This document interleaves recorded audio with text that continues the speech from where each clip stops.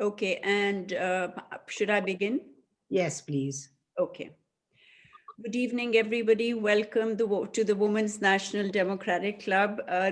We live in strange times that we have to be at an art opening on Zoom and not at our beautiful clubhouse at One Circle. We are waiting for the day when we can start everything back online, but it doesn't look likely for the next few months. I'll just say a few words about the WNDC for those who may not know us. We are a 98-year-old organization. We were created 2 years after women won the right to vote in the country. And we are all about women's empowerment in public policy and politics and their rise. And so we are thrilled to have a female vice president coming up in the White House. We do speaker programs about twice a week. Now we're doing them on Zoom. We're very engaged in public policy. We're a museum, we're an art gallery, and hence today's program. We do a lot of programming related to the performing arts as well, and we have one such program coming up tomorrow, which I urge you to look up on our website. And Claire, maybe you'll put our website address on chat. So we had to shut down like everybody else about mid-March.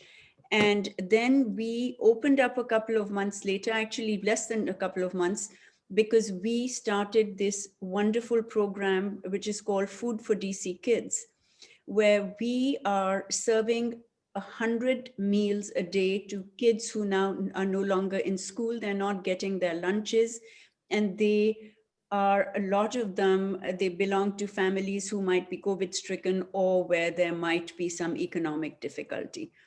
And it's all based upon donations. And so we urge you to donate to this program, because we want to continue this as long as the need is there.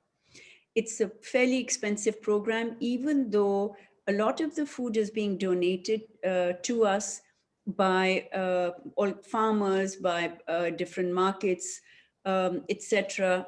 But we have staff that we have not furloughed who are creating this food, who are packaging it, etc. And so there are a fair number of costs associated with it, but we do want to continue this well into next year. I'm thinking maybe all the way into June, because there doesn't seem to be an end in sight.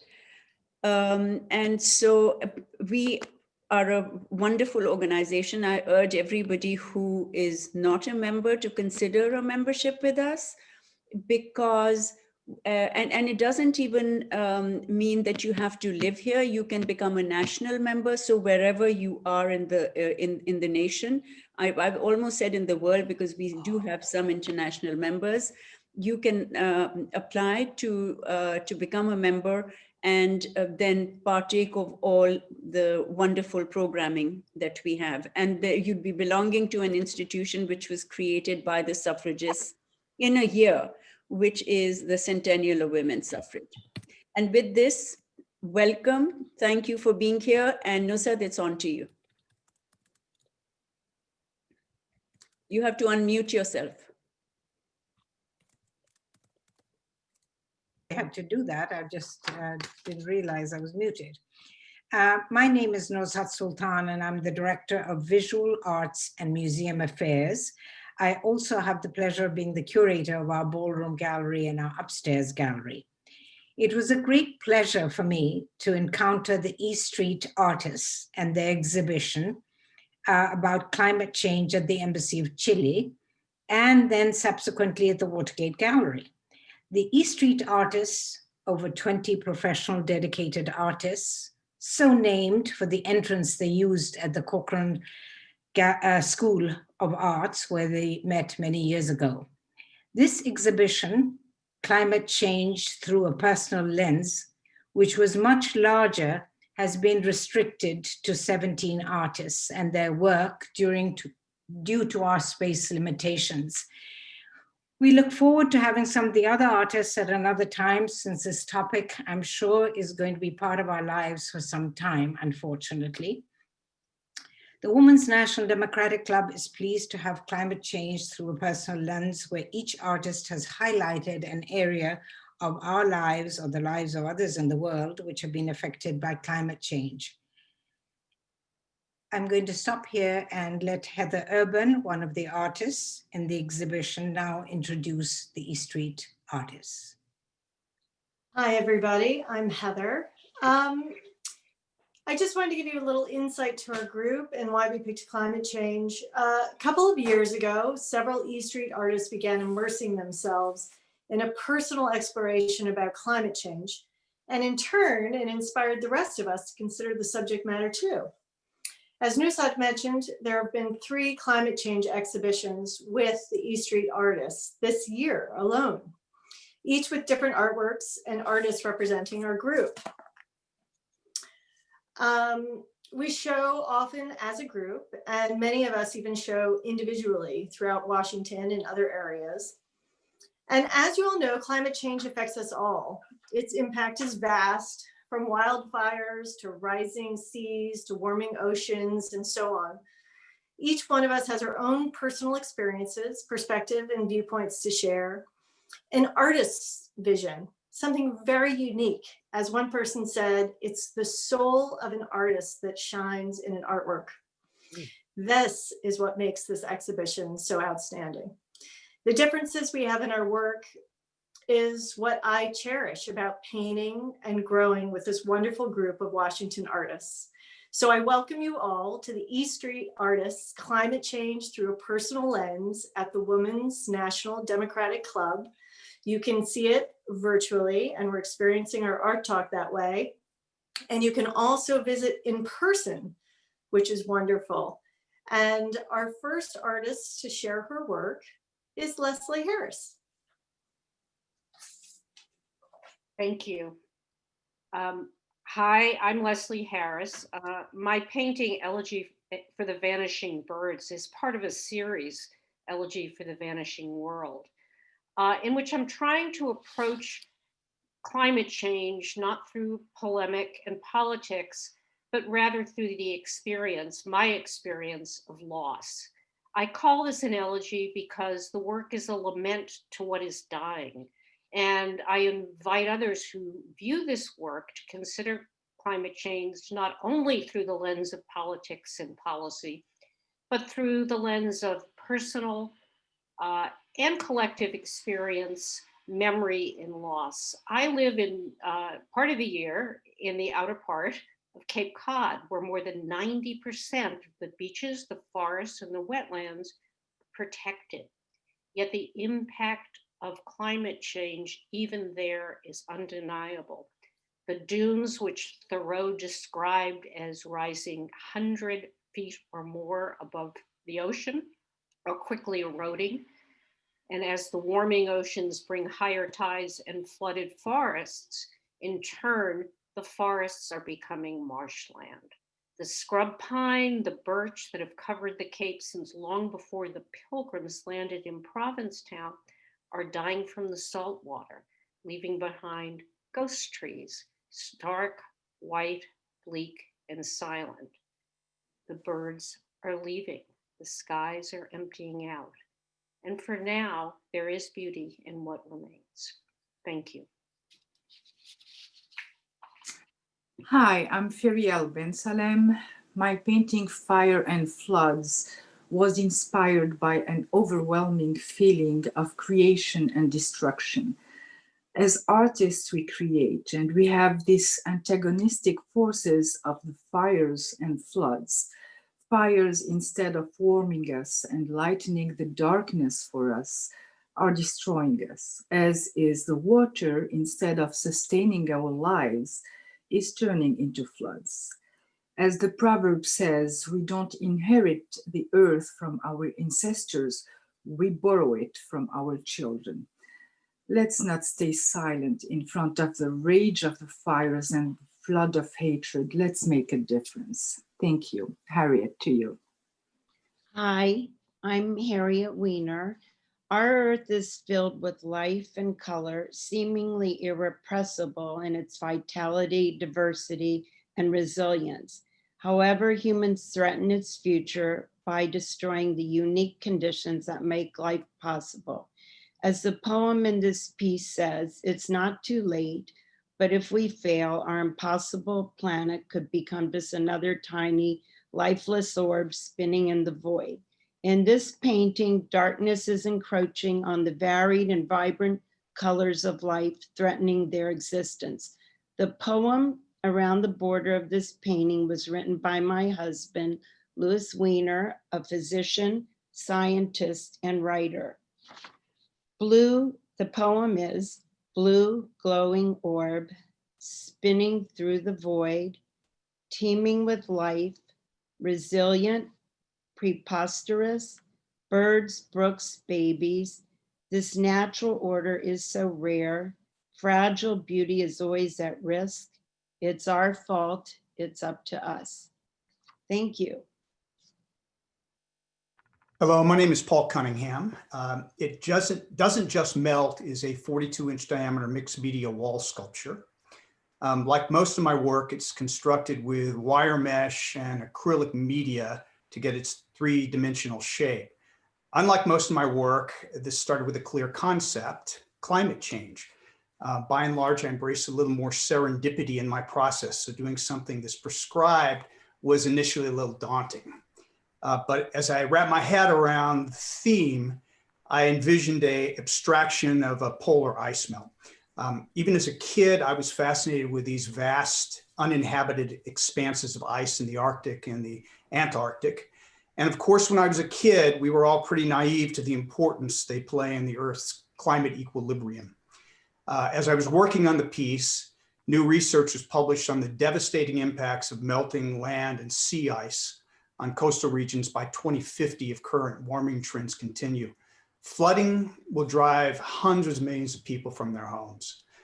I've been thinking if you think we're screwed up in our response to the pandemic, imagine us trying to respond to the social and economic upheavals we face from mass migrations and devastation caused by rising seas.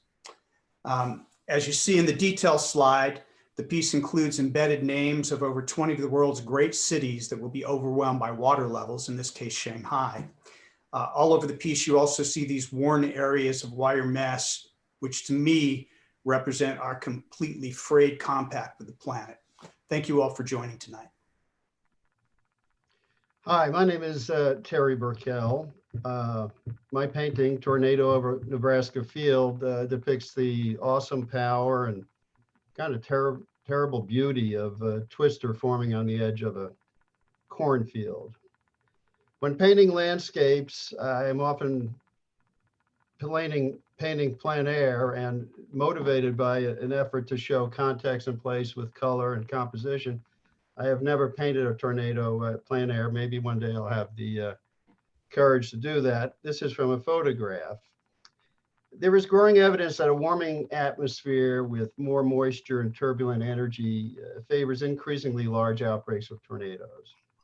There is also some evidence that we might be seeing an eastward shift of the regions of tornado genesis. While at the same time, tornadoes have become more clustered and outbreaks of multiple tornadoes have become more common, even as the overall number has largely remained unchanged. There's also evidence that tornado power has been increasing in recent years, again, possibly linked to climate change. Thank you. Hi, I'm Noreen Janus. My painting's about vanishing beaches. This is personal for me because I grew up very close to a beach and I practically lived there all summer long during my youth.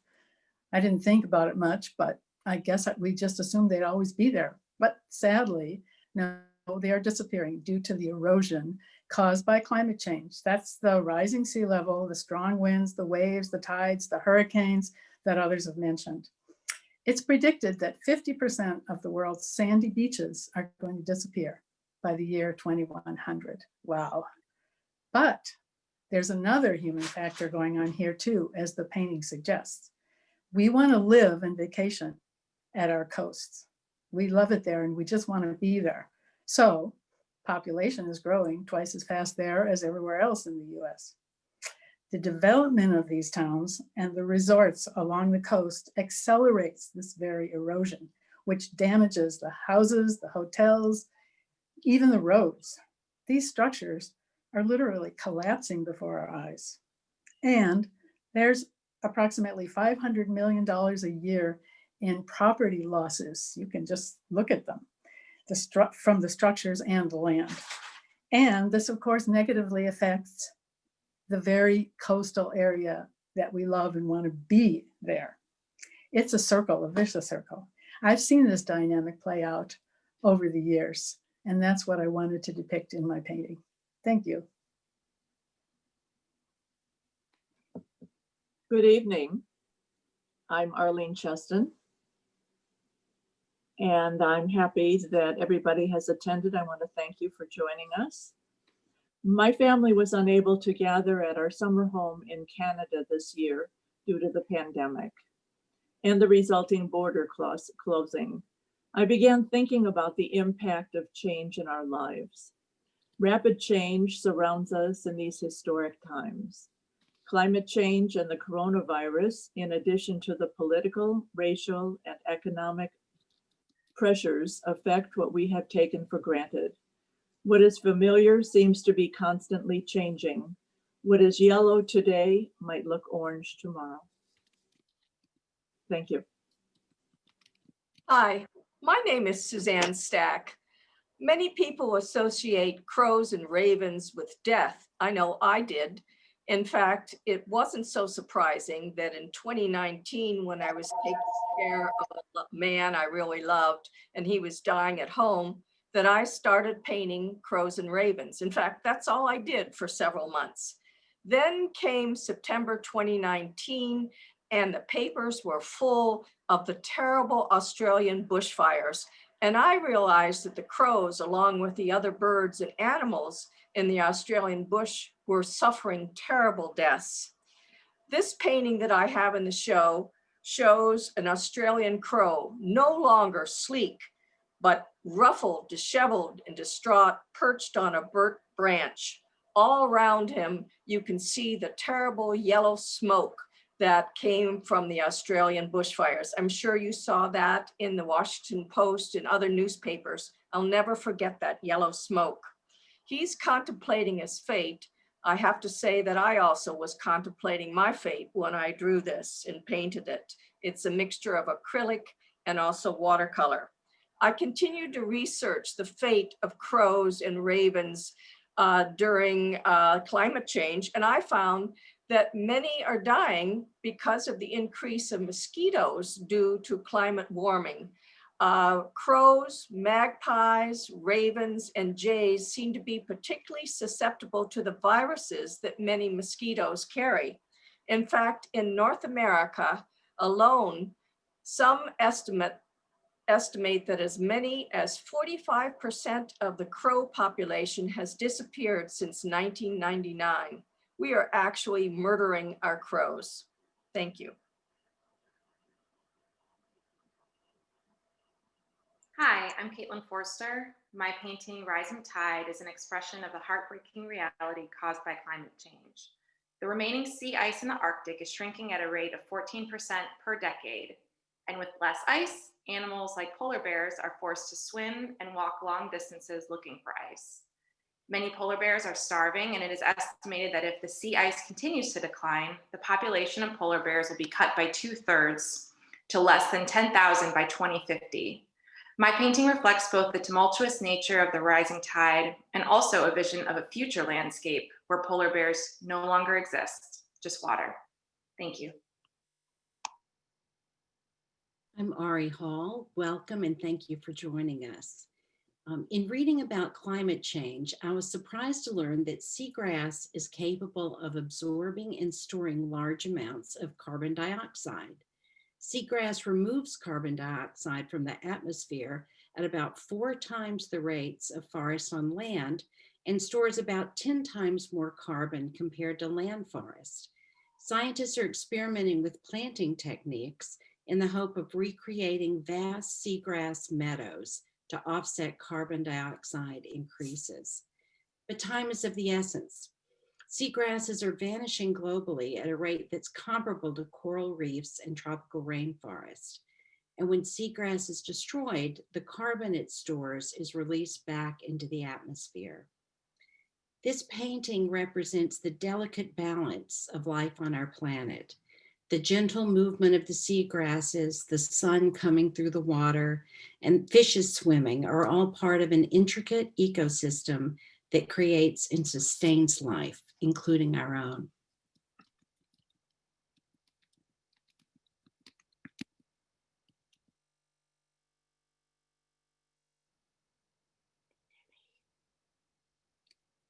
Nimmi, could you unmute yourself, please? Nimmi?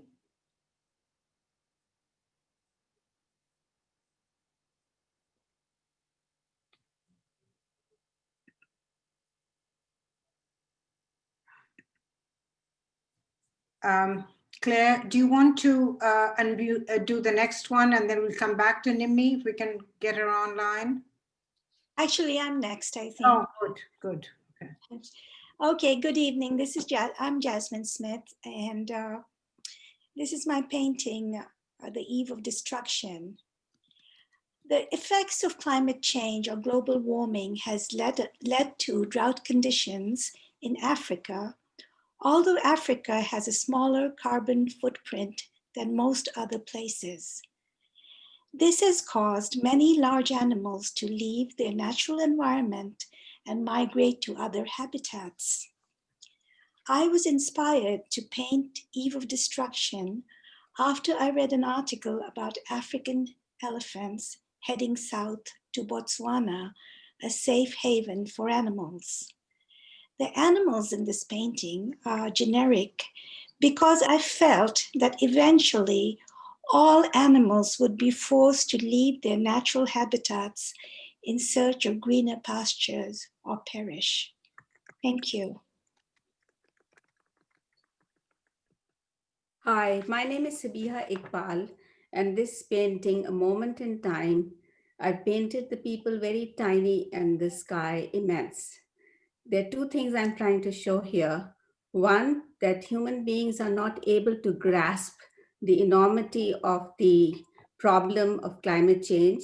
I should say it's not a problem, but really a calamity. And secondly, that all the efforts we are doing to mitigate climate change is like a drop in the ocean. It's not doing much. The main culprit of climate change is carbon dioxide, which we are pumping into the atmosphere at the rate of 35 billion tons a year. Of course, at this moment, all the heat that is absorbed by the gas is then causing all the problems that we've been talking about. At this moment, all the countries of the world are making some effort to introduce green technologies and reforestation, all financed by governments. People and businesses can participate too with carbon offset purchase, meaning they earn the right to pollute. So you pollute and then you pay towards reducing the emissions. Now, with all the efforts that we are making, 2050 is the earliest that we will become carbon neutral, meaning we won't add any more to what we have. That's the earliest. And of course, scientists predict that even in 1,000 years, we will still have 50% of the carbon still in the atmosphere. The big question is, are we going to be there or not? I don't know. We could be toast. Thank you. Yes. Claire, could you turn Nimmi, Nimmi, can you switch your microphone on, please? Hello, can you hear me? Yeah, now you're on. Okay, thanks. Hi, I'm Nimi Trahan, and I painted this painting, Earth Scorched and Seared. As I've traveled across the globe, I'm saddened to see dried, parched upland that was once lush, fertile, and green. There's an overwhelming evidence that humans are the main cause contributing to the climate change. And by destroying nature, we are actually destroying humanity. Deforestation of lands is causing the warming, which in turn is affecting the moisture levels in the soil. This is causing droughts, which is threatening crops, drinking water supplies, and entire ecosystem. I invite our audience to look beyond the surface and connect with the fragment that resonates at an emotional level. I'd like to read a poem inspired by this painting and written by Miss Nita Sood. Mother Earth created this richness and abundance of life to withstand the test of time. But we are slowly destroying her, and that is humanity's ultimate crime. Scorched and seared, there's no life or water here. We need to replenish what we stole and quench the earth and make it whole. Thank you.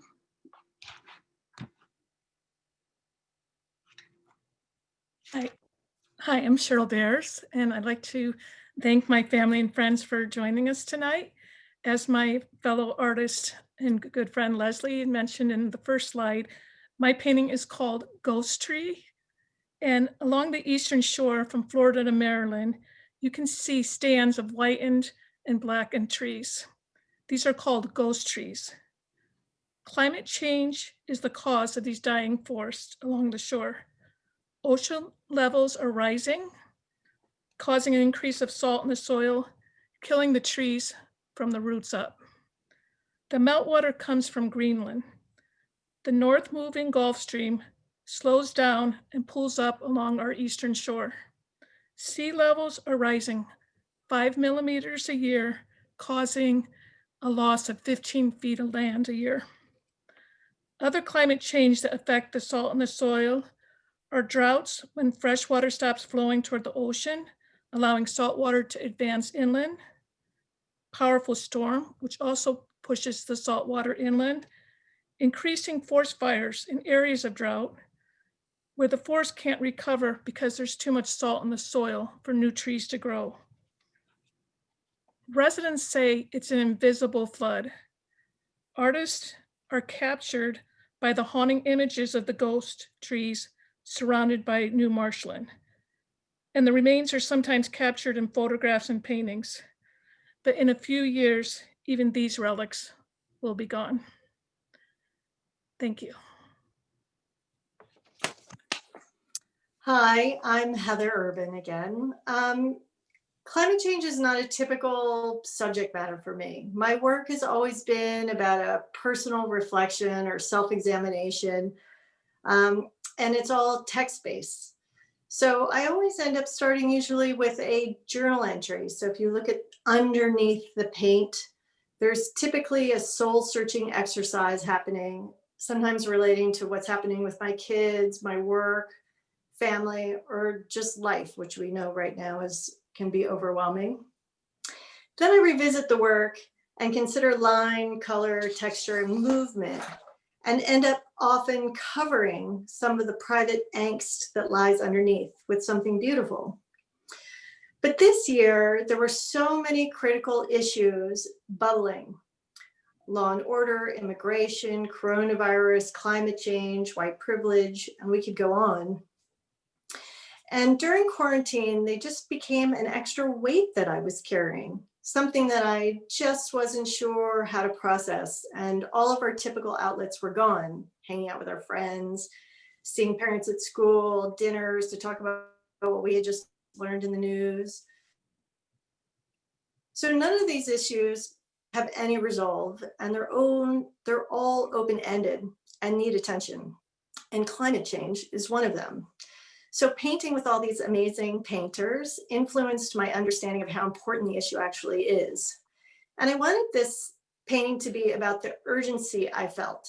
So underneath all of these dark layers are all aspects of climate change listed, from warming oceans, intenser hurricanes, vulnerable populations, drought, things that relate to agriculture, to weather, you name it. And underneath is all written out like a swirling tornado of public talking points.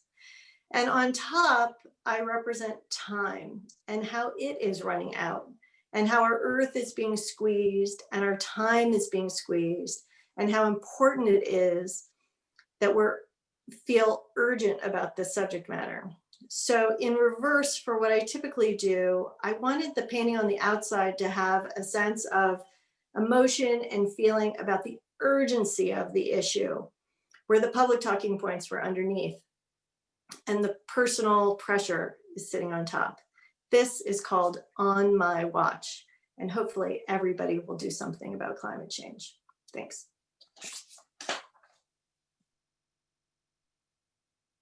Good evening, everyone. My name is Gabriela Hernandez. This piece is called Silence of the Forest. The focal point of this piece, an ominous full moon, sheds light on a desolate landscape, symbolizing the darkness of our circumstances.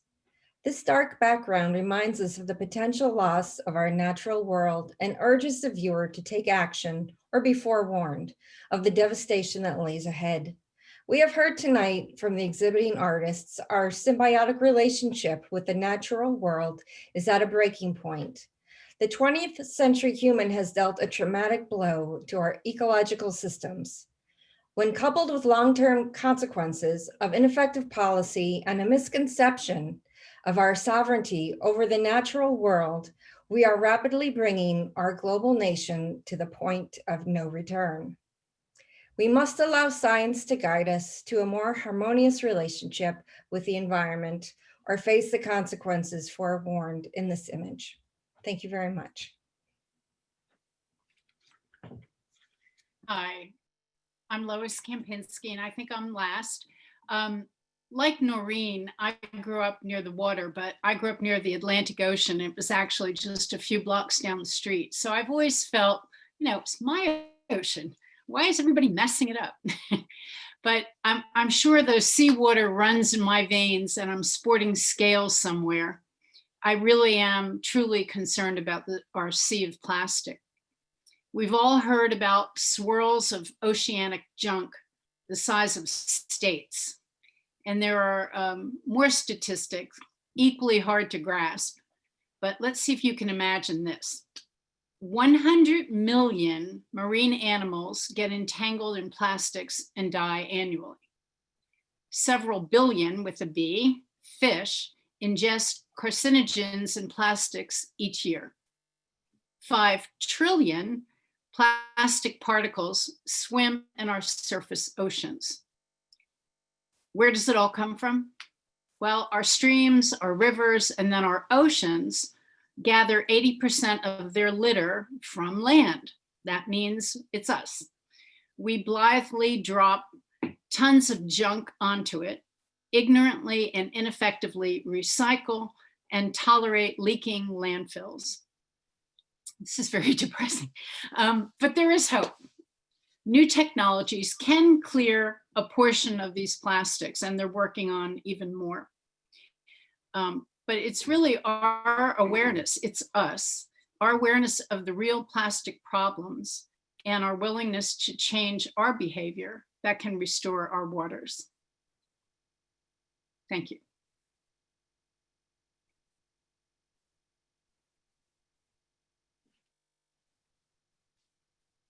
I want to thank everybody for really enlightening us. As I said at the last Zoom of Female Narratives, artists are the ones who, through the visual arts and through plays and books, etc., bring to the forefront issues that affect us all every day. And this is so important, it's crucial, because people who get tired of listening to the news or reading the newspapers about this whole thing, your paintings, your artwork really makes a big difference. It makes a big difference, particularly to young people, I think.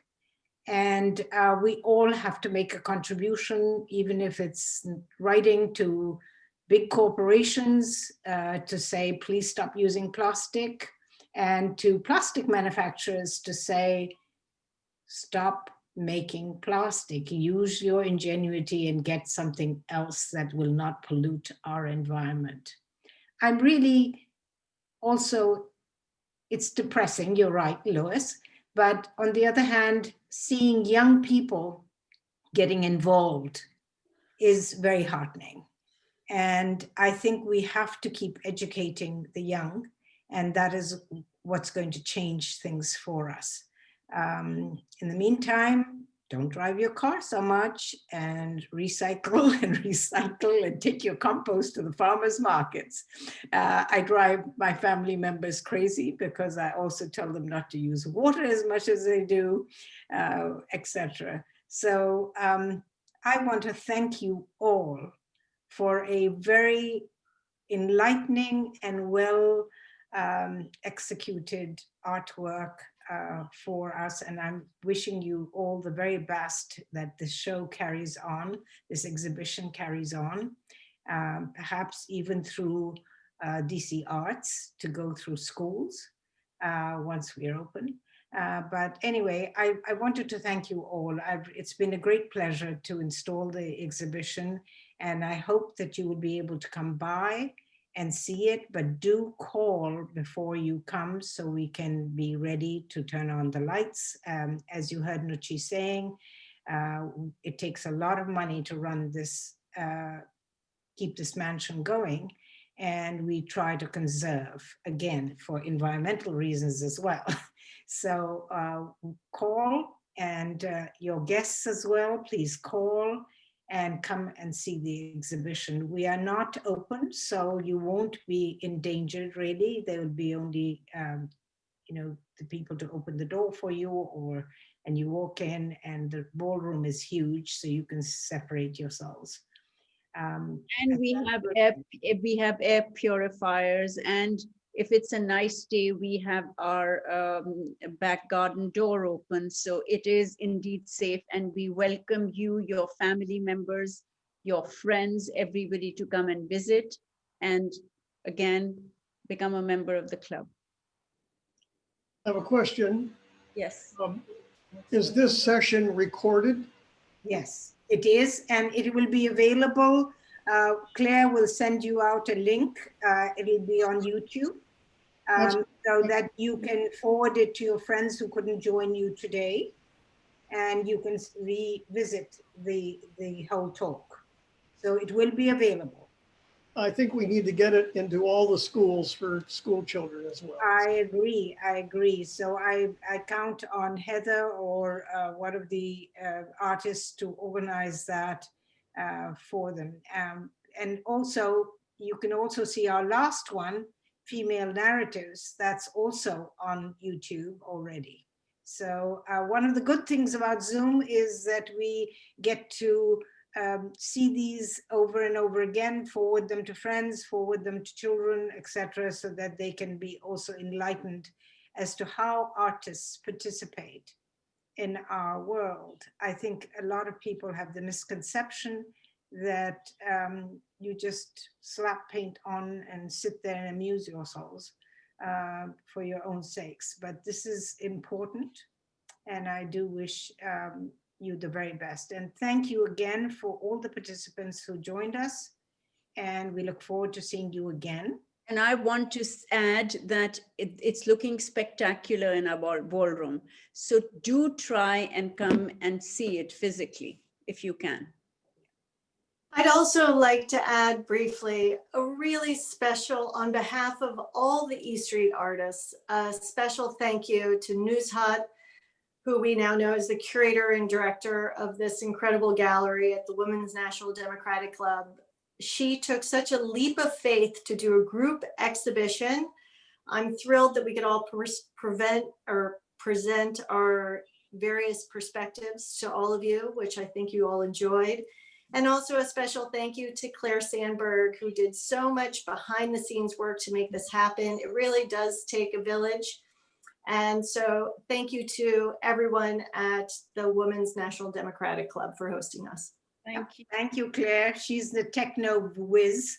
Otherwise, ma'am, I wouldn't be doing this. Thank you all, and goodbye. Bye-bye. Thank you.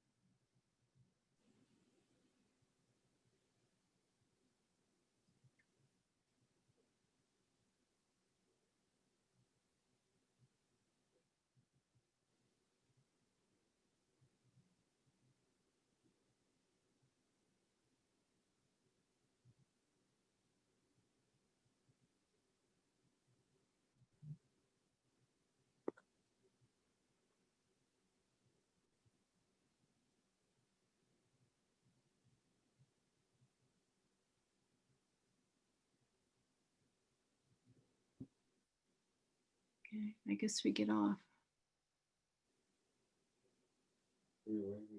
I was waving to Cheryl. I guess I'm leaving the meeting.